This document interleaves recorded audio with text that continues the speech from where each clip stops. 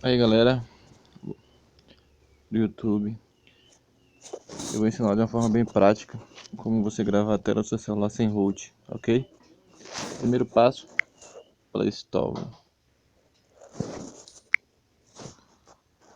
O aplicativo que nós vamos utilizar é um que vem sendo muito utilizado, é o Mobzen, esse aplicativo aqui, Mobzen.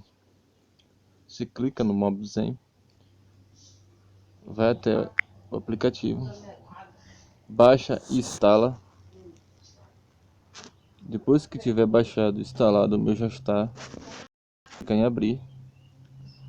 Antes dessa tela aqui que está, vai aparecer algumas telas para você aceitar os termos de uso do aplicativo, como todo programa tem, você aceita, coloca o seu e-mail. Normalmente ele já pega o e-mail que você usa na própria Play Store. Depois disso, quando você estiver nessa tela aqui, você clica aqui, ó, tela de registro, ok?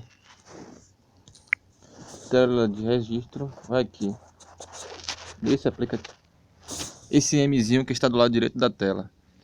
O meu já está gravando, você pode observar que o meu já tem 1 minuto e 20 agora segundos de tempo de duração da gravação do vídeo. Eu estou gravando o vídeo tutorial através do meu celular, um LG L Prime. Não tem a necessidade de root, ok? Você que não quer fazer root no seu aparelho, mas quer gravar a tela dele com áudio, você pode usar esse aplicativo. E você vai ter à disposição aí esse aplicativo para poder gravar a tela do seu celular, fazer tutoriais ou algo que você queira colocar no YouTube. Então eu pessoalmente aconselho vocês a usarem esse aplicativo se você não tem root no seu celular. Tem outras formas, mas essa é uma forma bem prática, como vocês estão vendo.